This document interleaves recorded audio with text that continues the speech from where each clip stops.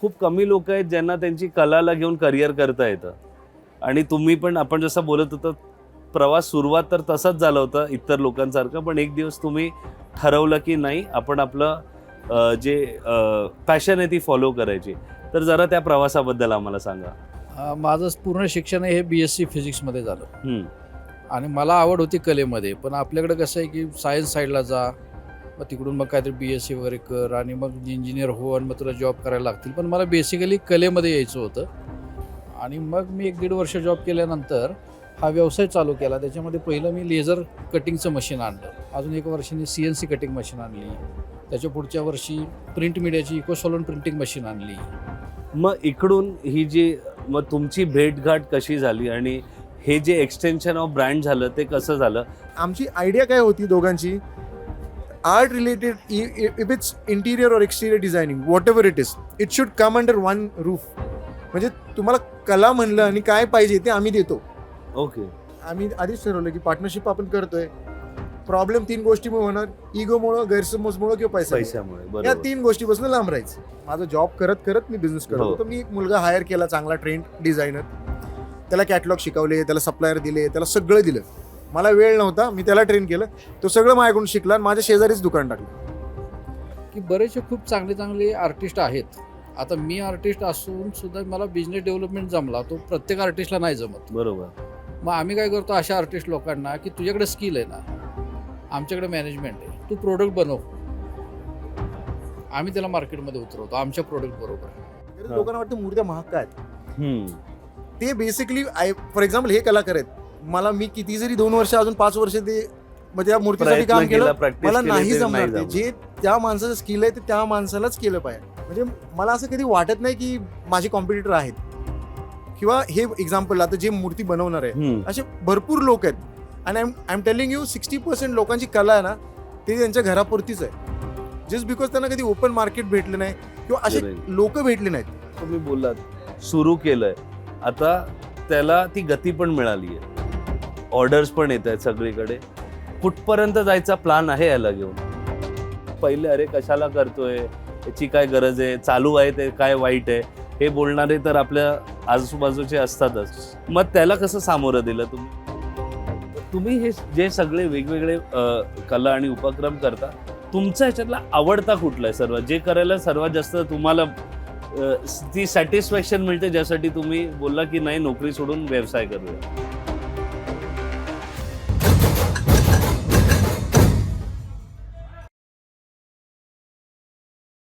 नमस्कार. 99व्या अखिल भारतीय मराठी साहित्य संमेलनच्या अजून एक संवाद या एपिसोडमध्ये आपलं परत एकदा स्वागत आहे. लहानपणापासून ना आपल्यापैकी खूप असे लोक असतात ज्यांच्या अंगात कला असते, पण जसे आपण मोठे होतो आणि आपलं ते लाईफ जॉब या सायकलमध्ये अडकतो, कुठेतरी ती कला आपली एक हॉबी म्हणूनच राहते का रिटायरमेंट नंतरचा विरंगुळा होतो. खूप क्वचित अशी लोक असतात ज्यांना हे सौभाग्य मिळतं की त्यांच्या कला आणि टॅलेंटला घेऊन ते करिअर घडवू शकतात. आणि नुसतं करिअर घडवू नाही, ते करिअर घडवता घडवता असं काहीतरी कला समाजाला देऊन जातात. आणि कला अशी गोष्ट जी एकदम मनापर्यंत जाते, मनापर्यंत पोचते. साताऱ्यामध्ये आम्हाला आर्ट इफेक्ट स्टुडिओ चालवणारे आपल्याला प्रशांतजी आणि विनयजी हे भेटले आहेत. आणि आज आपण त्यांच्याबरोबर त्यांचा कसा होता प्रवास, का त्यांना वाटलं की 9 to 5 वाला एक स्टडी जॉब वगैरे सोडून आपण असं काहीतरी आपलं वेगळं जे स्वप्न आहे, जी कला आहे ती परस्यू करूया, आणि ह्याच्यात नुसतं परस्यू करता करता इतकं मोठं होऊया. आणि आज साताऱ्यामध्ये एक खूप नावाजलेलं एक स्टुडिओ ते चालवतात. आणि त्याबरोबर कला दालन म्हणून हे त्यांची एक नवीन इनिशिएटिव्ह त्यांनी सुरू केलं आहे, जो एक स्टुडिओ नाही पण एक आर्ट गॅलरी आहे. आणि तिकडे त्यांचं तुम्हाला काम बघायला मिळतं. त्यांचे उत्कृष्ट आर्टिफॅक्ट्स, स्टॅच्यूज, ट्रॉफीज, या सगळ्या गोष्टी त्यांच्या स्टुडिओमध्ये आहेत. तर जास्त वेळ न घालता त्यांच्याशी संवाद साधायला सुरू करूया. सर्वात प्रथम तर सर नमस्कार, आणि मराठी मूडमध्ये तुमचं स्वागत आहे. तर पहिला तर कसा आहे तुमचा मूड? एकदम मस्त. मस्त. आणि तुमचा सर? लय भारी. लय भारी. तर जसं आपण बोललो, खूप कमी लोक आहेत ज्यांना त्यांची कलाला घेऊन करिअर करता येतं. आणि तुम्ही पण, आपण जसं बोलत होतो, प्रवास सुरुवात तर तसाच झाला होता इतर लोकांसारखं, पण एक दिवस तुम्ही ठरवलं की नाही, आपण आपलं जे पॅशन आहे ती फॉलो करायची. तर जरा त्या प्रवासाबद्दल आम्हाला सांगा. माझं पूर्ण शिक्षण हे BSc फिजिक्समध्ये झालं हम्म, आणि मला आवड होती कलेमध्ये. पण आपल्याकडे कसं आहे की सायन्स साईडला जा, मग तिकडून मग काहीतरी BSc वगैरे कर आणि मग इंजिनियर हो आणि मग तुला जॉब करायला लागतील. पण मला बेसिकली कलेमध्ये यायचं होतं. मग BSc झाल्यानंतर मी पुण्यामध्ये मल्टीमीडियाचा कोर्स केला, ज्याच्यामध्ये graphic designs, animation, 3D max, Maya अशी सॉफ्टवेअर शिकवली गेली. ओके. मग त्याच्यानंतर मी IT कॉलेजमध्ये ग्राफिक डिझायनर आणि वेब डेव्हलपमेंटमध्ये कामाला लागलो. हम्म, पण तरीसुद्धा मला ते सॅटिस्फाय वाटत नव्हतं जॉब करणं. आणि मग मी 1-1.5 वर्ष जॉब केल्यानंतर माझ्या मित्रांनी मला सजेस्ट केलं होतं की आर्ट फील्डमध्ये काम करताना CNC आणि लेझर कटिंगचा वापर खूप चांगला होतो. हम्म, मग जे कोण माझे मित्र होते त्यांना मी भेटलो आणि त्याच्यापासून मग थोडीशी प्रेरणा घेतली या कामासंदर्भात आणि जॉब स्किप केला. आणि 2011 साली आर्ट इफेक्ट स्टुडिओ नावाने मी हा व्यवसाय चालू केला. त्याच्यामध्ये पहिलं मी लेझर कटिंगचं मशीन आणलं. मग त्याच्यामध्ये वेगवेगळ्या डिझायनर कटिंग्स त्या मशीनवर केल्या जातात. ओके. मग असं करत असताना मग प्रत्येक वेळी त्या त्या क्षेत्रामध्ये लागणारी नवीन नवीन मशीन मी आणत गेलो. हम्म, मग पहिल्या वर्षी लेझर मशीन आणली, अजून 1 वर्षांनी CNC कटिंग मशीन आणली, त्याच्या पुढच्या वर्षी प्रिंट मीडियाची इकोसॉलॉन प्रिंटिंग मशीन आणली. मग असं करत हे कॉम्बिनेशन जे आर्ट असतं सगळ्या मशीनींची मिळून एक आर्ट तयार होते, त्याचे प्रोडक्ट तयार होतात. मग हे प्रोडक्ट आम्ही बनवायला शिकलो आणि सातारमध्ये ह्या सर्व्हिसेस करताना पहिलं कुणालाही सातारमध्ये हे जमत नव्हतं किंवा छोट्या छोट्या गोष्टींसाठी पुण्या मुंबईला लोकांना जायला लागायचं. हम्म. मग मी हे सगळ्यात सुरुवातीला सातारमध्ये हे मी इस्टॅब्लिश केलं सगळं मार्केट आणि मग इथल्या लोकांना या सगळ्या सर्व्हिसेस द्यायला लागलो. इकडे मी तोडतो, तुम्हाला असं जसं पुण्याला तर लोक जातच होती, मुंबईला जातच होती, तुम्हाला असं ते मार्केट दिसलं की अरे नाही इकडे आपण इन्व्हेस्ट करून, तर ते काय पॉईंटला असं रिअलाइज झालं की नाही आपण हे करूया, कारण ही एक इन्व्हेस्टमेंट आहे, येस. ते इन्फ्रास्ट्रक्चर उभं करावं लागतं. आणि असं काही करायचं, असं काही धैर्य दाखवायचं म्हटलं की पहिले अरे कशाला करतोय, याची काय गरज आहे, चालू आहे ते काय वाईट आहे, हे बोलणारे तर आपल्या आजूबाजूचे असतातच. मग त्याला कसं सामोरं दिलं तुम्ही आणि काय पॉईंटला असं ठरलं की अरे इकडे सुरू आता केलं पाहिजे आणि मी करणार आहे? काय होतं, बेसिकली मला जॉब तर करायचाच नव्हता आणि मी रिस्क घ्यायला तयार होतो. कुठल्याही गोष्टींची रिस्क घ्यायला मी तयार होतो. म्हणजे ते फायनान्शियल रिस्क असेल, करिअरची रिस्क असेल. मी म्हटलं होतं की हे आपल्याला ह्यामध्ये करायचं सगळं करिअर. मग त्यावेळी जसं मी तुम्हाला म्हटलं की सातारमध्ये या कोण सुविधा देत नव्हतं आणि मला हे मार्केट पूर्ण ओपन दिसत होतं सातारमध्ये, कारण सगळे architectures, interior designers, contractor, infrastructure industry आहे. सातारा हा आता डेव्हलप होत चालला आहे, त्याच्यामुळे मार्केट्स खूप मोठं आहे. मग एकाच लाईनमध्ये जसं जसं आपण कमांड मिळवत जाऊ त्या गोष्टींवर, तसा तसा रेफरन्स कस्टमर आमचा खूप वाढत गेला आणि मग तो कॉन्फिडन्स यायला लागला की आता पुढची मशीन आपण 10 लाखाची असेल तर घेऊ शकतो, त्या मशीनवर आपण काम मार्केटमध्ये देऊ शकतो. अशा दरवर्षी आम्ही अशी इन्व्हेस्टमेंट करत गेलो आणि त्या सगळ्या योग्य ठिकाणी लागल्या. म्हणजे आम्हाला त्या मशीनमधून त्याचा रेव्हेन्यू जनरेट व्हायला लागला आणि मग आमची पूर्ण कमांड आल्यानंतर आता आम्ही ब्रँडिंग क्षेत्रामध्ये सातारमधलं आम्ही सगळ्यात मोठं काम करतोय आता. ओके. अरे वा. मग इकडून ही जी मग तुमची भेटघाट कशी झाली आणि हे जे एक्सटेन्शन ऑफ ब्रँड झालं ते कसं झालं थोडं? हां, तुम्ही 2011 मध्ये सुरू केलं जसं तुम्ही सांगितलं, आणि तिकडून तुम्ही कधी भेटला आणि कशी ह्यातलं एक्सटेन्शन झालंय ब्रँडचं? माझं नाव विनय. मी आता सध्या कलाल हँडल करतोय. 2022ला म्हणजे आम्ही ओळखत पण नव्हतो. 2022ला एका कॉमन फ्रेंड थ्रू आम्ही भेटलो आणि क्लिक करता करता मी एका IT कंपनीमध्ये, एक US based venture capital company, तिथे मी एक प्रोजेक्ट हेड म्हणून काम करतो. वर्क फ्रॉम होम होतं माझी कंपनी USला असल्यामुळे मला युजली इथनंच काम करायचं. तर हे म्हणले तुला बिझनेसबद्दल काय बोलतो? मी म्हणलं मला बिझनेस नाही करायचा, मला खूप चांगली सॅलरी आहे, 9 to 6ला मी लॉग आउट करतो, लोड नाही आहे जास्त आणि माझा बॉस एवढा चांगला होता की माझं फ्लेक्सिबिलिटी होती. मला असं नाही 9 to 6च काम करायचं, मी कधी काम करू शकतो, मला फक्त वीकली माझ्या टीमकडून काम करून घ्यायचं होतं. बरोबर. So is very happy. तर ते यांना बघवलं नाही बहुतेक.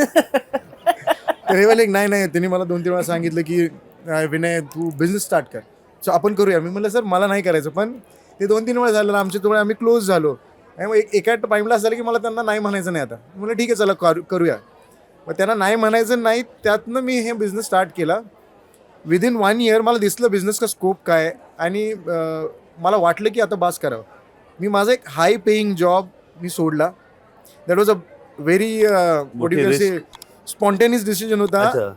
वर्ष झालं होतं बिझनेस स्टार्ट करून, मी जॉब पण करत होतो आणि बिझनेस पण हँडल करत होतो. अच्छा. आणि मी डिसिजन घेतला नाही, पॅरलल चालू होतं.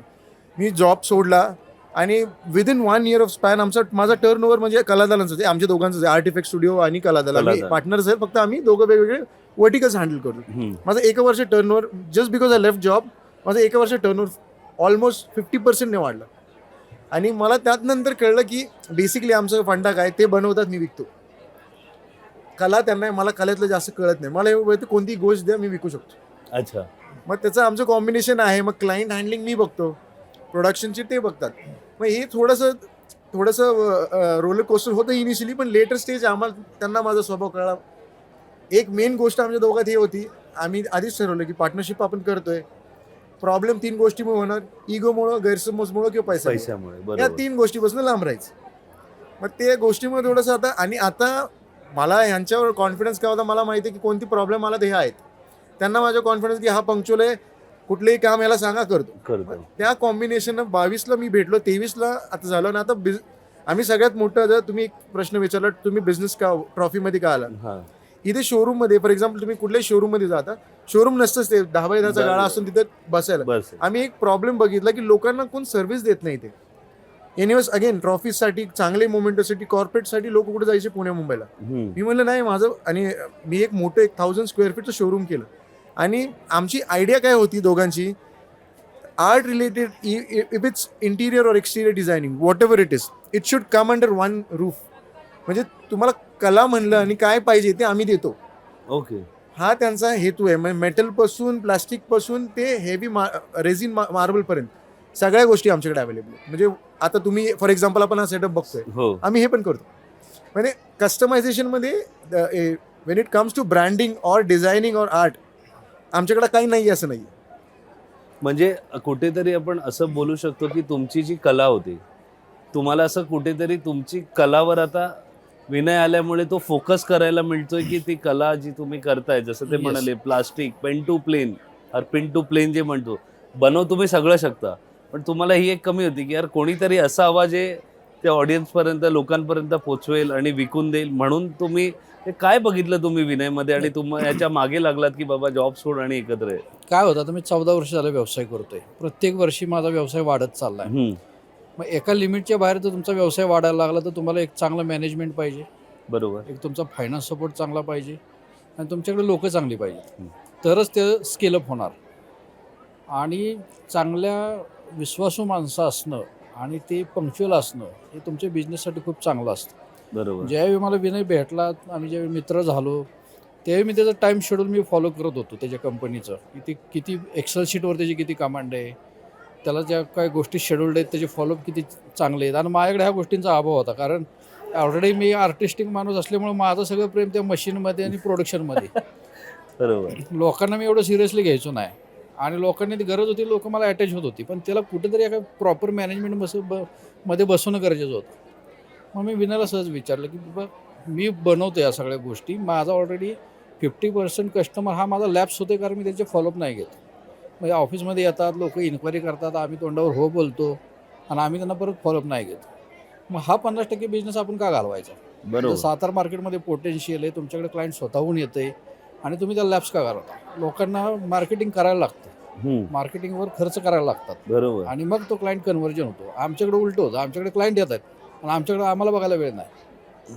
मग त्याला काय म्हटलं की आता आपले प्रोडक्ट खूप झालेत, CNC कटिंग आहेत, प्रिंटिंग आहेत, सायनेज बोर्ड आहेत, ट्रॉफीज आहेत, मग ह्याला आपण वेगळं करूया आणि तू ते इफेक्टिव्हली बघ. कारण ट्रॉफीचा बिझनेस जो होता, ट्रॉफी मोमेंटोचा, ऑलमोस्ट त्याचं सातारचं मार्केट पोटेन्शियल 2 CR आहे इयरली. वा. एवढा मोठा पोटेन्शियलचा बिझनेस असताना आपण त्याकडे दुर्लक्ष करणं चुकीचं आहे. बरोबर. मग मला बिझनेस अशा मित्राच्या हातात द्यायचा होता की तो एकदम पंक्च्युअल आहे, ओनेस्ट आहे आणि डिसिप्लिनमध्ये आहे, जे अत्यंत गरजेचं आहे बिझनेससाठी. या गोष्टी खूप गरजेच्या आहे. आणि मला माहित नाही, पण एक आर्टिस्ट म्हटल्यावर या गोष्टी थोड्या बॅकहँडला राहतात, कारण ते इकडून ना इकडून काम करतात, तर त्यावेळेला आपलं वेळ जात. ठीक आहे ना, चांगलं काम करायला वेळ लागला तर काय प्रॉब्लेम आहे, हे असतं. तुम्ही हे जे सगळे वेगवेगळे कला आणि उपक्रम करता, तुमचा ह्याच्यातला आवडता कुठला आहे सर्वात, जे करायला सर्वात जास्त तुम्हाला ती सॅटिस्फॅक्शन मिळते ज्यासाठी तुम्ही बोलला की नाही नोकरी सोडून व्यवसाय करूया. ना ब्रँडिंग कॉन्सेप्ट मला खूप आवडतो. हम्म. एक आता तुमच्याकडे शोरूम ब्रँड करायचे लोकांचे, आर्किटेक्ट आमच्याकडे थीम घेऊन येतात की हे माझं इंटिरियरचा प्लॅन आहे आणि मला हे सगळं असं ड्रॉइंगनुसार सगळं बनवून पाहिजे. तर माझा जो होल्ड आहे माझ्या बिझनेसमधला हा CNC cutting, laser cutting, print media आणि सायनेज, म्हणजे तुमचे LED साईन बोर्ड्स वगैरे जे असतात. प्रिंट मीडिया म्हणजे प्रिंट paper मीडियामध्ये ads तुम्हाला आणि वॉल ब्रँडिंग केलं wall जातं branding, तुमच्या म्हणजे showrooms मीडिया मध्ये. BTL जे आपण तुम्हाला बोलतो. वॉल वगैरे ब्रँड केले जातात, स्टँडीज असतात, फॅब्रिक डिस्प्लेज असतात लाईटमध्ये. तर हे सगळं कॉर्पोरेट ब्रँडिंगमध्ये लागतं. मग माझा जो आवडीचा विषय माझ्या बिझनेसमधला हा आहे. ट्रॉफी तर मी बनवतच होतो, पण त्या मोठ्या व्यवसायामुळे मला त्याकडे दुर्लक्ष करायला लागत होतं बऱ्याच वेळा. म्हणून मग मी तो ट्रॉफी हा विषय विनयकडे हँडओव्हर केला आणि मी elevation cutting, signage branding, print media branding, LED screen, मोठमोठ्या मी LED स्क्रीनसुद्धा बनवतो. माझ्या LEDच्या स्क्रीन आत्ता 250+ स्क्रीन मार्केटमध्ये आहेत. त्याच्यामध्ये मुंबईमध्ये 18 स्क्रीन आहेत माझ्या, तुम्ही बनवलेले. मी बनवलेल्या. छत्तीसगडमध्ये आहेत, उत्तराखंडमध्ये आहेत, आसाममध्ये आहे, आंध्र प्रदेशमध्ये आहे. हे सगळं वर्ड बाय माउथ आहे का विनय आल्यानंतर हे सगळं हे वाढलं? आधी केलं होतं मी सगळं. अच्छा. मग ह्या व्याप वाढायला लागल्यानंतर मग मला चांगले स्ट्रॉंग मॅन पॉवरची गरज भासायला लागली. मग विनय ह्या क्रिएटिव्ह साईडमध्ये जसं ते म्हणलं ट्रॉफीचं काम तू घेतलं, तर मग आता तू डिझायनिंग पण करतो ट्रॉफी.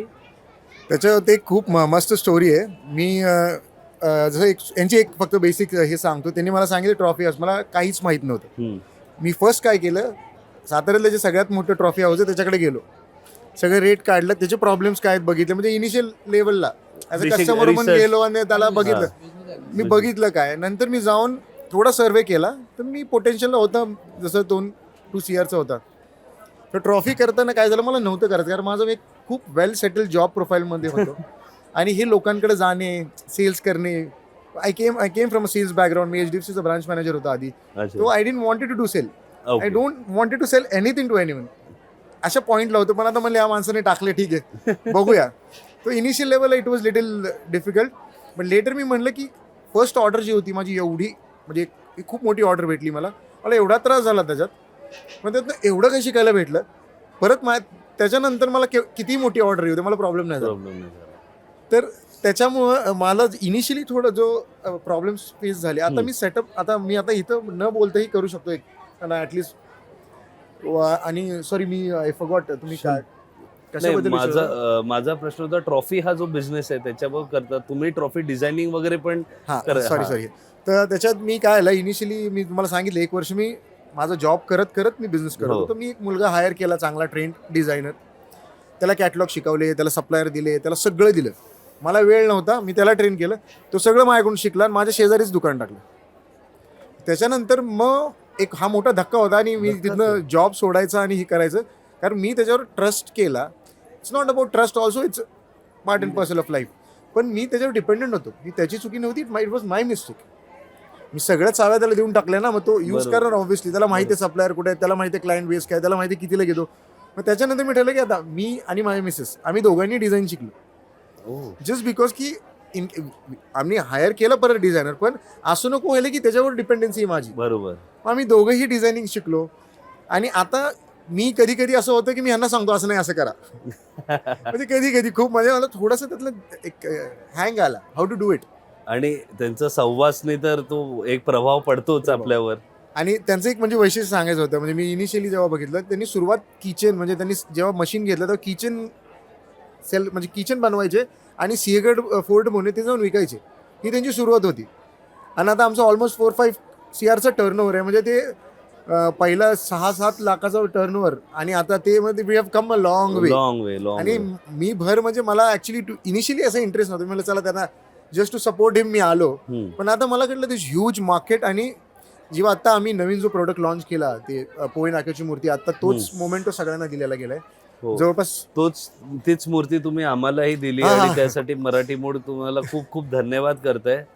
ती इतकी उत्कृष्ट मूर्ती आहे की ती मूर्ती ठेवल्यापासून तो आमच्या सेटअपचा सेल्फी स्पॉट झालाय. कारण लोक फक्त येऊन तिकडे, ते बाकी सगळं छान होतं, ती मूर्ती आल्यावर म्हणजे ते म्हणतात अरे येत आहेत लोक फोटो घेतायत, तर त्या मूर्ती आणि तुम्हाला एक वेगळा शाउट आउट त्याच्यासाठी की खूप खूप धन्यवाद ती मूर्ती दिल्याबद्दल. मग त्यासाठी सांगतो, म्हणजे आम्ही बेसिकली आमचा एक कलाकार आहेत, कुंभार आहेत, म्हणजे म्हणजे ते डिझाईन केले त्यांनी.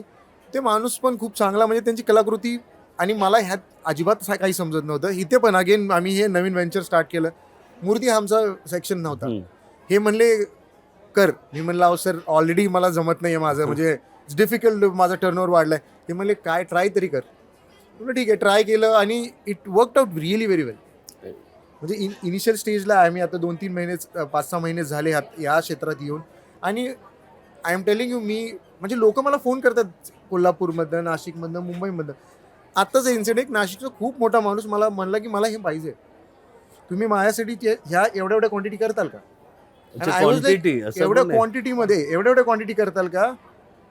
मग आय वॉज अमेज्ड. इनिशियली मी केलं, मला माहिती होतं चांगलं, मी थोडं पोटापुरतं केलं होतं. पण सो मी आता त्यांना विचारतो की त्यांचं काय आहे. मी कधी विचारलं नाही त्यांना हे मला का करायला लावलं, दुसरी गोष्ट का करायला लावली. काय म्हणाल प्रशांतजी याबद्दल? काय होतं, ह्याला व्यवसायाचा अनुभव नव्हता आणि मला व्यवसायाचा अनुभव होता. कुठलाही व्यवसाय जर सस्टेन व्हायचा असेल तर त्याला किमान तुम्ही 1000 दिवस दिले पाहिजेत, म्हणजे 3 वर्ष दिले पाहिजे. त्याच्यामध्ये तुम्ही सगळे अप अँड डाऊन्स बघता. जो बिझनेस तुमचा 3 वर्षानंतर सस्टेन राहतो तो तुमचा आयुष्यभर सस्टेन राहतो. करेक्ट. आणि जर तुम्हाला दरवर्षी स्कोप मिळत जात आहेत आणि तुमचे ग्राहक चांगले वाढत आहेत, रिपीट ग्राहक चांगले वाढत आहेत, तर मग आपण तो ॲडव्हान्टेज का नाही घ्यायचा? कधी कधी आपल्या व्हर्टिकलमध्ये एखादा जॉब प्रोफाईल नसतो आणि लोक ती तुमच्याकडे इन्क्वायरी करतात. आर्ट गॅलरी म्हणलं की लोक काही विचारू शकतात, तुम्हाला हे आहे का, ते आहे का. मग तो आपल्यासाठी संधी आहे ना.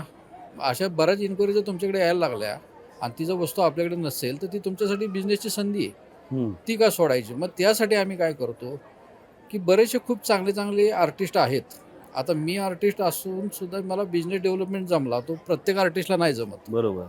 मग आम्ही काय करतो अशा आर्टिस्ट लोकांना की तुझ्याकडे स्किल आहे ना, आमच्याकडे मॅनेजमेंट आहे, तू प्रोडक्ट बनव, आम्ही त्याला मार्केटमध्ये उतरवतो आमच्या प्रोडक्ट बरोबर. सो आता आर्ट म्हणजे इफेक्ट मध्ये असे वेगवेगळ्या कलाकारांचे स्कल्पचर आहेत, ऑइल पेंटमध्ये काम करणारे आर्टिस्ट आहेत, हँडवर्क करणारे काय काय आर्टिस्ट आहेत. आम्ही सगळ्यांना क्लब केलं आणि मग ह्या सगळ्या क्लब करून मग जे कॉम्बिनेशन आर्ट जी तयार केली आम्ही सगळी ना, त्याच्यामुळे ती आर्ट गॅलरी आमची खूप मोठी व्हायला लागली. आता आम्ही अँटिक वेपन्समध्ये शिरतो. आता अँटिक वेपन हा सुद्धा एक गिफ्ट आर्टिकलचा भाग आहे. हो. मग त्याच्यामध्ये आता आम्ही आणखीन कलादालन जास्तीत जास्त कसं स्ट्रॉंग होईल, किती चांगले चांगले प्रोडक्ट कलादालन गॅलरीमध्ये ॲड होतील. मग त्यासाठी आम्ही आता अँटिक वेपन्सची गॅलरी पण सुरू करतो आहे. त्याच्याबरोबरच तो पण कलादालनमध्येच त्याचं एक जॉब व्हर्टिकल वेगळा असणार आहे. तुमचा आत्तापर्यंत सर्वात तुम्हाला आवडणारं कुठला असं आर्टिफॅक्ट का कुठलं प्रॉडक्ट आहे? हे पवई नाक्याची मूर्ती सोडून ना, मी अँटिक वेपन्स खूप छान. मराठा धोप तलवार, दांडपट्टा, कट्यारी, वाघनख, ही क्रेज आहे लोकांना आता. पण are they lethal? No, blunt. अच्छा, म्हणजे ते एक आर्ट पीस म्हणून आहे, अँटिक आहे, ते अँटिक आहे. नाही, पण अँटिक वेपन म्हटल्यावर तो वेपन वाला पार्ट आहे. प्रॉपर तलवार आहे पण त्याला धार नाही लिगली. पण ते दिसताना तुम्हाला एकदम ओरिजिनल दिसणार. हात लावलं कळणार त्याला की त्याला धार नाहीये. पण तुम्ही हे सगळे आपल्या इकडे साताऱ्याला स्टॉलवर आहेत. स्टॉलवर नाही, कारण ते गॅलरीला आहेत, आपल्या आर्ट गॅलरी आहे. तर आता कारण आपला वेळ आणि बंधन आहे, पण हे आहे खूप एक्साइटिंग. तर मला एक विचारायचं की आता जसं तुम्ही बोललात सुरू केलंय, आता त्याला ती गती पण मिळाली आहे, ऑर्डर्स पण येत आहेत सगळीकडे. कुठपर्यंत जायचा प्लॅन आहे याला घेऊन? ऑलरेडी तुम्ही भारतातल्या बऱ्याच शहरांची नावं घेऊन झालेलं आहात. सो कुठे बघताय तुम्ही हे जे ड्रीम सुरू केलं होतं आर्ट इफेक्टचं? आमचं जे आत्ता जे बिहाग आहे ना पुढच्या 10 वर्षाचं, त्याच्यामध्ये आम्हाला आता हे एक कलादालन आत्ता आम्ही सातारमध्ये सुरू केलं. अशा आम्हाला प्रत्येक जिल्ह्याच्या ठिकाणी एक तरी आमची गॅलरी असली पाहिजे त्या क्वालिटीची, हे विजन आहे. दुसरं विजन आहे की आम्ही मोठं होत असताना जे काही चांगले आर्टिस्ट आहेत त्यांना घेऊन आम्हाला पुढे जायचं. बरोबर. कारण तेच आम्हाला स्ट्रॉंग करणार आहेत. जर आम्ही त्यांना पुढे घेऊन गेलो तर ते आम्ही त्यांच्याबरोबर पुढे जाणार आहे. तर मग जे छोटे मोठे काही आर्टिस्ट असतील ज्यांना सेलचे प्रॉब्लेम असतील तर त्यांना आलं तर त्यांना पण एक त्यांचासुद्धा एक जॉब प्रोफाईल स्ट्रॉंग होईल, त्यांनाही बिझनेस मिळेल आमच्या माध्यमातून. म्हणजे हे जे आता नवीन कलाकार आहेत का नवीन का कोणी कलाकार आहे जो असं काही घडवू शकतो, त्यांना जर तुम्हाला कॉन्टॅक्ट करायचा असेल का तुमच्यापर्यंत पोहोचायचं असेल तर कसं करता येईल? आमचं इंस्टाग्राम पेज आहे, फेसबुक पेज आहे, त्याचे लिंक्स आमचे आपण Google व्हिडिओमध्ये page आहे टाकू, आमचं. डिस्क्रिप्शनमध्ये पण टाकू. हो. कॉन्टॅक्ट नंबर वेबसाईट त्याच्यामध्ये गुगल पेजवर कॉन्टॅक्ट नंबर वेबसाईटवर कॉन्टॅक्ट नंबर आहे. हां, तर तुम्ही ते RTP स्टुडिओ सर्च करू शकता, कलादालन सर्च करू शकता, दोन्हीकडे आमचे कॉन्टॅक्ट नंबर आहे. दोन्ही आहे. दोन्हीचे आपण स्क्रिप्ट लिंक आणि हे टाकूच. हो. मग जसं आपण बोलत होतो तुमचं सर्वात आवडतं आणि तुझं काय आहे जे जर तुम्हाला हे आम्हाला दिलं गिफ्ट द्यायचं असेल का कोणाला द्यायचं असेल काय रेकमेंड कराल जे आपले लोक बघतायत की त्यांनी वेबसाईटवर का येताना कुठलीही गोष्ट डोक्यात ठेवून आलं पाहिजे की यार ह्या प्रॉडक्टसाठी मी आलोय? शिवतीर्थ. शिवतीर्थ. हां, माझं सेल झाला आता माझं तर. Obviously recommendation is Shivtirth. पण इन 1.5 मंथ आम्ही संभाजी महाराजांची एक खूप अप्रतिम मूर्ती, हम्म. शिवाजी महाराजांच्या मूर्ती आहेत नो डाऊट आमची आहे, अप्रतिम आहे. पण आता जे नवीन आमचं लॉन्च होते संभाजी महाराज ते पण घोड्यावरचे. आता कुठेच म्हणजे तुम्ही कुठेही जावा घोड्यावरचे शिवाजी महाराज संभाजी महाराज तुम्हाला कुठेच भेटणार नाहीत. ते आम्ही काढतोय, ऑलरेडी मोल्ड वगैरे झालेलं आहे. विदिन 1 मंथ आम्ही ते लॉन्च करतोय. म्हणजे अजून ते त्याचं पण एकही आलंय का बाहेर? नाही आत्ताशी मोल्ड झालाय. मोल्ड झालाय. ते लॉन्च करून त्याचं फिनिशिंग म्हणजे लास्ट स्टेजला आहे. विदिन 1 मंथ आम्ही ते लॉन्च करतोय. माझ्या मते शिवतीर्थ तर आहेच फॉर शुअर, पण ते थोडंसं युनिक आणि वेगळं म्हणजे कुणीच बघितलं नाही किंवा बनवलं नाही असं मी ते बनवलं. आजपर्यंतच्या मार्केटमध्ये ही अशी पहिलीच मूर्ती असेल संभाजी महाराजांची जी घोड्यावर तलवार अशी पकडलेली आहे मोठी. एक विचार आहे, कारण हे तुम्ही मूर्ती मोल्डिंग कटिंग फॅब्रिकेशन डिझायनिंग, कारण हे एका व्यक्तीचं काम नसावं, ह्याला एक टीम लागत. तर काय प्रोसेस असते अशी एक मूर्ती बनवण्याच्या मागे काय जाते? कसं असतं, सुरुवातीला मी 2 लोक घेऊनच काम करत हा. होतो सुरुवातीला. ठीक आहे. मग जसं जसं मशीन वाढत गेलो, टीम वाढवत गेलो, तर आमच्याकडे डिपार्टमेंट वाईज काम होतं. हम्म. म्हणजे माझ्याकडे 3D डिझाईन करणारा डिझायनर वेगळा आहे, हम्म. प्रिंटिंगचे डिझाईन्स बनवणारा डिझायनर वेगळा आहे, साईनबोर्ड जे ब्रँडिंग करतो त्याच्यासाठी स्पेशलाइज डिझायनर वेगळा आहे. हे झाले डिझाईन. हम्म. दुसरं आहे आमच्याकडे मशीन ऑपरेटर्स. प्रत्येक मशीनचे ऑपरेटर वेगळे आहेत. एक्झिक्युशन टीम आमच्याकडे वेगळी आहे, फॅब्रिकेशन टीम आमच्याकडे वेगळी आहे, म्युरल्ससाठी काम करणारे स्कल्पचर आर्टिस्ट आहेत, त्याचे वेगळे. मोल्ड करणारे वेगळे आहेत. अप्रॉक्सिमेट 45 to 50 लोक आमच्या कंपनीमध्ये काम करतात. आता काम करतात. नाही, मी की ही जी मूर्ती आहे त्याची जी प्रोसेस आहे की पहिली डिझायनिंग झाली, मग त्याच्यानंतर म्हणजे मी माझ्या टर्म्समध्ये समजण्याचा प्रयत्न करतोय, तुम्ही करेक्ट करा, की डिझाईन झाली, मग फॅब्रिकेशन झालं, मग मोल्ड झालं. एवढी सिम्पल प्रोसेस आहे की ह्याच्यावरती काही कॉम्प्लेक्स आहे? सो प्रोसेस मी सिम्पल वेनी सांगतो. पहिली तर तुमचं इमॅजिनेशन, ते तर व्हॉट एव्हर तुम्ही जेव्हा बनवताय तुमची बारीकी हम्म. जी मूर्तीचं मेन असतं त्याचं डिटेलिंग. फॉर एक्झाम्पल डिटेल, त्याचे आईज, त्याचे नाक, त्याचे एक्सप्रेशन्स. सो पहिली ती गोष्ट तुम्हाला you to go the background design तयार करायला लागतं. मग ते 3D मध्ये कन्वर्ट करावं लागतं. 3D कन्वर्ट केल्यानंतर तुम्हाला हाताने साचा बनवावा लागतो मातीचा. त्याच्यानंतर त्याचा मोल्ड, फायबर मोल्ड काढावा लागतो आणि तो मोल्ड एका मोल्डमध्ये जवळपास 40 ते 50 मूर्ती निघतात, कधी कधी 60 पण निघतात. जसे मोल्ड जातात त्याचं फिनिशिंग कमी होतं. प्रत्येक वेळा सेम मोल्ड काढणं ही कला आहे. एकदा काढलं आणि त्याच्यावरनं काढलं 50 म्हणजे साध्या मूर्त्या ज्या बघता तुम्ही त्याची तुम्ही 100 पण काढू शकता, कारण त्याला डिटेलिंग नाही, शार्पनेस जो आहे तो नसतो. जे ऍक्च्युअल मध्ये काम असतं त्याच्यामध्ये तुमची एक मोल्ड. पण एकदा कधी कधी होतं आमचं म्हणजे कलाकार असतात, पहिला मोल्ड खूप चांगला निघाला, दुसरा मोल्ड त्यांना सेम करता येत नाही. मग ती कन्सिस्टन्सी ठेवणे ती प्रोसेस. आणि त्याच्यानंतर मग रेझिन म्हणून मटेरियल असतात. त्याला different types of resin, plastic आहे, फायबर रेझिन म्हणतो आपण त्याला, मेटल रेझिन येतं, मार्बल रेझिन येतं. या प्रकारमध्ये ॲज पर डिमांड आम्ही करतो.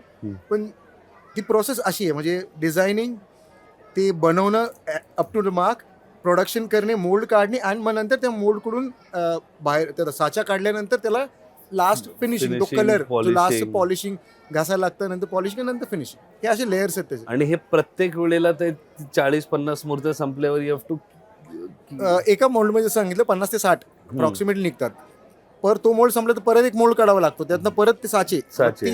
तीच थोडीशी लेंदी प्रोसेस आहे. मग मोठ्या ऑर्डर्सला ते थोडंसं डिफिकल्ट पडतं, बट हार्डवर्क आहे. त्याच्यामुळे ते मूर्तीची लोकांना अजून एक मला ते त्याचमध्ये करायचं, लोकांना वाटतं मूर्त्या महाग काय आहेत.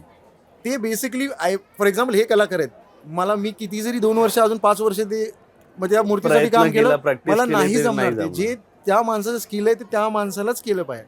आणि अजून एक मी ॲड करतो, जस्ट टू ॲड, आमचं इंटेन्शन, माझं इंटेन्शन आहे वी शुड वर्क टुगेदर.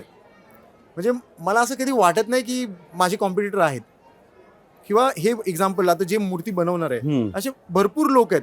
आणि आय एम टेलिंग यू 60% लोकांची कला आहे ना ते त्यांच्या घरापुरतीच आहे. जस्ट बिकॉज त्यांना कधी ओपन मार्केट भेटलं नाही किंवा असे लोक भेटले नाहीत. म्हणजे माझ्याकडे जी लोक म्हणजे भरपूर लोक आहेत. फॉर एक्झाम्पल फायबर मोल्ड, फायबरचे पिलर्स असतात त्याच्यासाठी वेगळा माणूस आहे, मूर्तीचा वेगळा माणूस आहे. तुम्ही ब्रँडिंगचं आपलं फॉर एक्झाम्पल स्ट्रक्चर हेवी मेटलचा माणूस वेगळा आहे. म्हणजे हे सगळे लोकांना मला एकत्र घेऊन काम करायला माझे गोल आहे की हे सगळे लोक एकत्र काम केले without any what you call it competition. अरे तू माझं काम मारतोय. मला ते थोडंसं माझ्या लाईफमध्ये गोल आहे की हे जे बिझनेसमॅन लोक आहेत जे एकामेकाला त्रास देत बसतात किंवा एकामेकाला कम्पीट करतात तर दे शुड वर्क टुगेदर इररिस्पेक्टिव्ह त्यांचा सेम बिझनेस. तो माझा ऑन अ हायर लेवल माझा गोल आहे. One is to reach everywhere. Second एक कन्सिस्टंटली बिझनेसमध्ये आणणे की तुम्ही you do see business as a means of way of living life, not as a okay पैसा कमवायचं तुम्ही तुझ्यापेक्षा जास्त टर्नओव्हर केलं पाहिजे. सो आमच्या दोघांचा गोल हा आहे की ह्या लोकांना घेऊन म्हणजे ज्यांच्या ॲक्च्युली हातात कला आहे त्या लोकांना घेऊन पुढे जायचं. इंटेन्शन पैसा आहे for sure, but if you see the bigger picture intention आहे की सगळ्यांना एकत्र आणणं. आणि हा खूप मुंबईमध्ये ना एक एक्झाम्पल देतात नेहमी लोक. एक खाण्याचा स्टॉल लागतो, दुसरा लागला मग लोकांना वाटतं कॉम्पिटिशन आहे, पण मुंबईत तसं नाही. मग तिसरा लागतो, चौथा लागतो आणि काही दिवसांनी ती खाऊ गल्ली म्हणून ओळखली जाते आणि मग ते सगळ्यांचा फायदा होतो. तर हा थॉट खूप छान आहे तुमचा की तुम्हाला सगळ्यांना एकत्र घेऊन काम करायचं आहे. एकच आहे, टेक्नॉलॉजी वाढतीये, AI येत आहे, ठीक आहे. एवढ्या वेगवेगळ्या प्रकारचे तुम्ही जसं फॅब्रिकेशन बोलला, फायबरचं बोलला, मोल्डिंग बोलला, लेझर कटिंग बोलला, या सगळ्या टेक्नॉलॉजीसाठी साताराच्या आसपास आर्ट स्कूल्स तेवढ्या आहेत का? म्हणजे त्या प्रमाणावर, कारण तुमचा आता बिझनेस वाढतोय म्हणजे तुम्हाला लोक लागणार, नुसती लोकं नाही लागणार, ती स्किल आणि टॅलेंटेड लोक लागणार. तर ती जी एक गॅप जी तुमची, कारण आज 2 ते 4 कोटी तुम्ही पटकन करू शकता, मार्केट मोठं आहे, पण तुम्हाला मग ते रिसोर्स पण लागणार तेवढ्याच पटकन येऊन त्याच तुमच्या माइंडसेटने काम करायला. ते कसं तुम्ही मॅनेज करता? सातारमध्ये तो अभाव आहे. म्हणजे आर्ट स्कूल कमी आहेत आणि त्या लेवलचं त्यांना शिकवलं जात नाही सातारमध्ये. आम्हाला आमचा एक एम्प्लॉय तयार करण्यासाठी किमान 2 वर्ष जातात. त्याला ते डिझाईन शिकवणे, त्याचा अवेअरनेस क्रिएट करणे, त्याचा मशीन कशी वर्क करते, तुझं काम डिझाईन केलेलं काम मशीनमध्ये कसं निघतं, त्याला हॅबिच्युअल होण्यासाठी 1-2 वर्ष जातात. म्हणजे पूर्ण त्याला घडेपर्यंत सगळं करून. आमच्याकडे काही एम्प्लॉय असे आहेत की 10 वर्ष सोडलेलंच नाही, कारण आम्ही आमचं कंपनीतलं वातावरण खूप फ्रेंडली आणि रिस्पेक्टिव्ह ठेवलेलं आहे एकमेकांना. त्यांना असं वाटत नाही की सोडून जावं. जे काही येतात सोडतात त्याचा गोल शॉर्ट टर्म असतो. पण आमच्याकडे लॉंग टर्मचे एम्प्लॉय पण खूप आहेत की 10 वर्ष झालं आम्हाला त्यांनी कधीच जाऊ का म्हणून पण विचारलेलं नाही कधी, कारण आम्ही त्यांना फॅमिली मेंबरसारखं ट्रीट करतो. आणि मग ही तुमच्या बिझनेसची स्ट्रेंथ आहे ना. त्यांना काय पाहिजे ते तुम्ही द्या आणि तुम्हाला ज्या बिझनेसमध्ये काय पाहिजे ते करून घ्या. 2 ऑप्शन, एक तर माणसं तुम्ही स्वतः तयार करा किंवा मार्केट म्हणजे तो तयार आहे त्याला तुमच्या कंपनीमध्ये आणा. बिझनेसमध्ये म्हटल्यावर तुम्हाला फास्ट जायचं तर मग तयार माणसं कंपनीमध्ये घेऊन या. बरोबर. तुमच्या प्रश्नाचं मी उत्तर देतो. तुम्ही म्हणला की AI ॲक्च्युली आमचं आता जेच परवाच डिस्कशन झालं की हाऊ टू यूज सॉफ्टवेअर्स. आम्ही जे काम करतो टू बी ऑनेस्ट, जे मला वाटतं आम्ही खूप TDS काम करतो. जे माझा मुलगा करतोय, 4 लोक करतात, ते सॉफ्टवेअर करेल, पण ते सॉफ्टवेअर यूज कसं करायचं तेच आम्ही आता मी स्वतः आणि आम्ही दोघं ट्रेनिंग घेतोय. माझं गोल अजून एक गोल यात आहे, how to use AI and technology. आता फॉर एक्झाम्पल जे मोल्ड मी आता बोलत होतो 3D मशीन करतं, मला तेच आता 3D मशीनवर कसं करायचं. माझा एक मित्र आहे ॲक्च्युली आयर्लंडमध्ये, तो मला ट्रेन करतो या बेसिसवर. तो हे करतो पण तो ॲज अ हॉबी म्हणून करतो, पैशासाठी नाही करत. ओके. तो मला ट्रेन यू, तुम्ही लोक 10 वर्ष मागं आहे म्हणला. तो आयर्लंडमध्ये मला सांगा, तू जो मूर्ती बनवतोयस ते 10 वर्ष मागेस तू. टेक्नॉलॉजी जुनी, आम्ही अजून ओल्ड टेक्नॉलॉजीने करतोय तर आम्ही एवढं चांगलं काम करतोय. If you add the digital world what is technology आणि आता मी माझा बॅकग्राऊंड टेक्नॉलॉजी केलं. आम्ही आमचा AI सॉफ्टवेअर आम्ही स्वतः बनवलेला which works for is similar to आपलं जे ग्रो म्हणतो, पण ते फक्त लिमिटेड लोकांसाठी होतं. तो I came from that background. पण माझं काम मी बघतो शेअर्स इन्व्हेस्टमेंट म्हणजे ओके सर, मला ते युटिलाइज करायचं. पण नाव वेजेस आम्ही थोडंसं स्टक आहे हे आमचं सेटअप करण्यासाठी. एकदा एक सेटअप झालं की आमचं विदिन आफ्टर मार्च आमचा तोच गोल आहे की to make a software for artist की ज्यातनं तुम्हाला एवढी मेहनत करायची गरज नाही. जो आर्टिस्ट आहे, कलाकार आहे, त्याचं काम कसं, फॉर एक्झाम्पल आता एक लाईव्ह पेंटिंग आहे आमच्या स्टॉलमध्ये, त्याला 22 दिवस लागले ती बनवायला. पण जर आता सॉफ्टवेअर मी एकदा एक करत होतो, तर सॉफ्टवेअर एका दिवसात बनवू शकतं आणि प्रिंट पण करू शकतं. पण ते टेक्नॉलॉजी शिकायला थोडासा आम्हाला वेळ लागणार. नाही, पण तसं बघितलं तर मग कम्प्युटरनी पेंटिंग बनवणं आणि हँड पेंटिंग बनवणं काही लोकांना ऑप्शन नाहीये. हा. किती एआय डेव्हलप झालं ना, जे काम तुम्हाला हाताने हाताने करायचंय करू त्याला शकतात ते तुम्ही कम्प्युटर computer का नाही त्याची करू व्हॅल्यू नाही, शकत. कारण नाही कम्प्युटर करू म्हटलं की तो तसे 10 डिझाईन करणार, हा. आर्टिस्ट ते एकच बनवणार. एकच असतं. तर तो आर्टिस्टची कला म्हणजे एआय इकडे आलं की ह्युमन इकडे येणार, ते तर आहेच.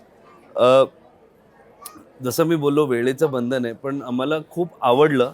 आणि ह्यापेक्षा जास्त जसं आम्ही म्हणतोय की व्यावसायिक या सिरीजमध्ये आम्हाला इतके छान छान लोक साताऱ्यात भेटलेत की परत सातारा आम्हाला कुठेतरी बोलवतं एकदा.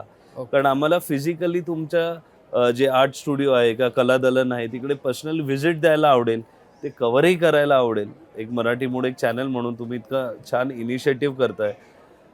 आणि साताऱ्यामध्ये राहून कारण आम्हाला एक असतं ना की लोक शहर सोडून जातात, पण तुम्ही इकडे थांबून अपॉर्च्युनिटीज क्रिएट करताय. आणि आम्ही पुणे सोडून सातारा साताऱ्याला शिफ्ट झालोय. आणि नुसते शिफ्ट नाही झालंय, तुम्ही पुढच्या पिढीसाठी आणि कलाकारांसाठी एक प्लॅटफॉर्मही तयार करताय. ही पण एक खूप सुंदर बाब आहे.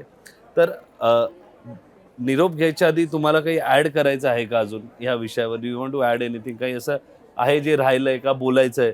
आम्ही आमची कंपनी ज्यावेळी डेव्हलप करत होतो ना, त्यासाठी आम्ही ISO सर्टिफिकेशन केलेलं आहे, ZMSME सर्टिफिकेशन केलेलं आहे. आणि सकाळचा ब्रँडिंग क्षेत्रातला उद्योजक पुरस्कार मला 2 वेळा मिळालेला आहे. जे काही आर्टिस्ट लोक असतील, जे यंग आर्टिस्ट आहेत, ज्यांना व्यवसायामध्ये यायचं आहे, ज्यांना त्यांचे प्रोडक्टसुद्धा मार्केटमध्ये आणायचे आहेत, आम्ही त्यांना निश्चित मदत करू. कारण आम्हाला स्ट्रॉंग बनायचं असेल तर आम्हाला त्यांना स्ट्रॉंग करणं गरजेचं आहे.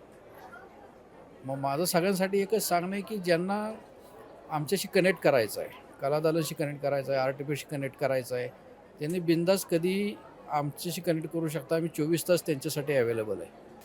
हेच जसं तेव्हा बोललो की जसं हे आज प्रशांत आणि विनय नुसता व्यवसाय करत नाही आहेत, ते एक प्लॅटफॉर्म क्रिएट करत आहेत. आणि जितके नवीन आर्टिस्ट आणि कोणालाही मला वाटतं कुठल्याही प्रकारची कन्सल्टेशन हवं असेल, मदत का जॉब, जे काही हवं असेल, कॉन्टॅक्ट नंबर आणि पूर्ण इन्फॉर्मेशन आम्ही व्हिडिओमध्ये टाकतोय. प्लीज कॉन्टॅक्ट करा. काही नाही तर फक्त त्यांना भेटून त्यांच्याशी बोला. खूप काही गोष्टी तुम्हाला पण कळतील. आणि एंड करताना एवढंच बोलतो की व्यवसाय का बिझनेस एंटरप्रेन्योर सिरीजमध्ये आज आम्ही असे कलाकार घेऊन आलो ज्यांनी एक व्यवसाय घडवला आहे. ह्याचं आम्हाला खूप गर्व आहे, एक मराठी माणूस म्हणून गर्व आहे. आणि तुम्ही मराठी आहात आणि असं काहीतरी करताय, या गोष्टीचा पण खूप गर्व आहे.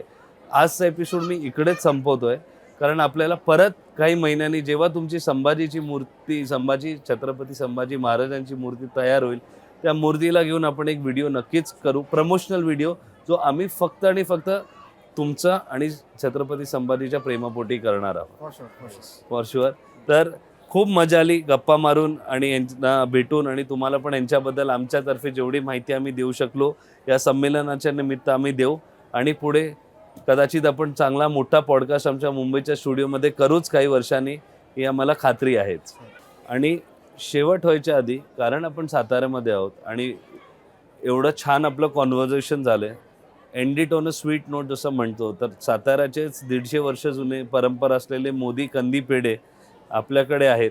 तर आम्हाला हवं आहे की तुम्ही प्लीज ते कंदी पेढे घ्या. मोदींचे कंदी पेढ्याचे सगळं ब्रँडिंग आम्हीच केलेले आहेत. लाटकर मग तर पेढेवाले, तुम्हाला ते आश्रममध्ये घेतलेच पाहिजे. पेढेवाले, सगळ्यांचं ब्रँडिंग आम्ही नाही, केलं. पण आता तुमच्याशी बोलल्यावर मला एवढं पडलं की साताऱ्याचा मोठा ब्रँड म्हटला तर तो आर्ट इफेक्ट स्टुडिओ मधलाच असणार आहे. म्हणजे याबद्दल तर काही शंकाच नाहीये. आणि हे महाराष्ट्राबद्दल पण होईल एक दिवस, ह्याची पण आम्हाला खात्री आहे. कारण की जे स्पिरिट आहे, एक बोलल्यावर एक जी आपली वाईब असते, तुम्ही जे सांगितलं, जॉब पण सोडलाय, तुम्ही प्लॅटफॉर्म क्रिएट केलाय आणि तुम्ही तो स्वतःसाठी नाही करत आहे, तुम्ही आर्टिस्ट लोकांसाठी करतायत. आणि ते महत्वाचं आहे. बरोबर. कुठेतरी तुम्ही स्वतः बनवलं आणि तुम्ही विकून पण चाललं चालू असतं शकलं ना, असतं. कोणी थांबवलं थोडी असतं आणि ग्रोथ पण मिळालीच असती. पण तो प्लॅटफॉर्म क्रिएट करणं म्हणजे तुम्ही घेण्यापेक्षा जास्त देताय. येस. आणि आज जेवढे साताराचे व्यावसायिक आहेत, जसे धैर्यशील भोसले सरांशी आम्ही भेटलो, केदार साखरे जे सॅटर्डे क्लब त्यांच्याशी भेटलो, त्या सगळ्यांशी भेटून हेच वाटलं की साताराचे जेवढे व्यावसायिक आहेत ते they all believe in giving more than taking back. आम्ही सगळे बिझनेस असोसिएशनमध्ये, बिल्डर असोसिएशनचे मेंबर आहे आम्ही, सॅटर्डे क्लबचे आहे, मराठा बिझनेस फोरमचे, MIDC मेंबर आहे आम्ही. सातारामध्ये जेवढे बिझनेस प्लॅटफॉर्म आहेत तिथं आम्ही सगळीकडे कनेक्टेड आहे. खूपच छान, खूपच छान. Please yes. एक सेकंड. आणि ह्यासोबत महालक्ष्मी चिवडा आणि तहान लागली तर ॲड प्लस, हे सगळे मराठी व्यावसायिक आहेत जे इकडे आल्यावर आमच्याबरोबर त्यांनी पार्टनरशिप केली आहे, कारण मराठी मूड इकडे आलं आहे. आणि ती पण एक मुंबईहून आल्यावर आम्हाला खूप वेलकमिंग फिलिंग दिली साताऱ्याने, की यार तुम्ही असं काहीतरी करताय, आम्ही पेढे देतो, आम्ही चिवडा देतो, पाणी देतो, आणि सातारा खरंच फक्त देत सुटलंय. मुंबईकरांना सांगितलं पाहिजे तुम्ही सातारा आता बदलते. सातारा आता गाव नाही बदलतो नाही, Satara is rising. Rising. Satara is rising. कारण हे आज धैर्यशील भोसले सर बोलून गेलेत की सातारा इज रायझिंग, आणि पुढच्या 10 वर्षात सातारा खूप वेगळं असेल. आणि जर अशी ब्रँडिंग आणि डिझाईन टीम असेल तर महाराष्ट्रातलं सर्वात सुंदर काही शहरांपैकी ते एक शहर असेल. हे तुमच्याशी भेटल्यावर पण आज खात्री झाली आहे. आजचा एपिसोड आपण इकडेच संपूया. जय हिंद, जय महाराष्ट्र.